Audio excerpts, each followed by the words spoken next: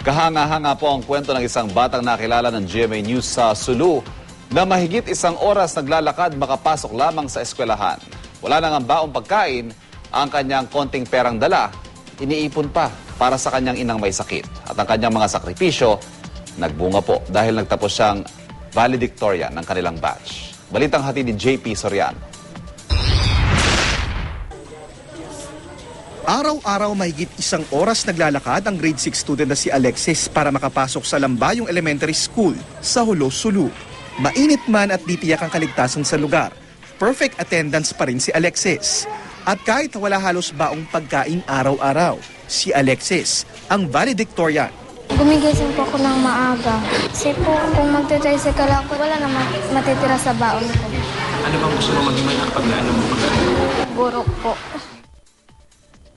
Di alam ng kanyang ina na naglalakad lang papasok ang anak. Ang 10 pisong baon para sa pamasahe kasi iniipon pala ni Alexis para maipandagdag sa pagpapagamot sa nanay niyang may tumor sa leeg. Ang pangarap ko niya makatapos siya ng eskwela. Pang-aawa lang po kay mama. Opo, para po matulungan ko sila. Dahil walang pambayad sa entrance exam, hindi nakapag-test si Alexis sa isang kilalang paaralan sa Hulo. Pero di lang si Alexis ang may nakuhang karangalan ngayong graduation. Ang kanyang eskwelahan ang isa sa mga nakakuha ng pinakamataas na passing rate sa buong probinsya ng Sulu sa huling National Achievement Test.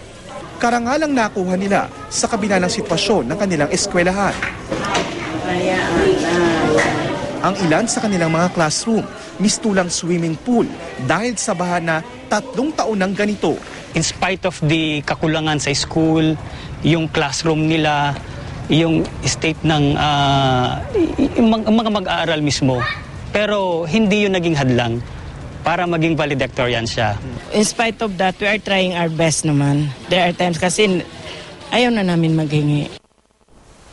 Sa kabila ng mga problema, excited silang lahat sa nalalapit ng graduation na umpisa ng panibagong yugto ng kanilang buhay. JP Soriano, GMA News.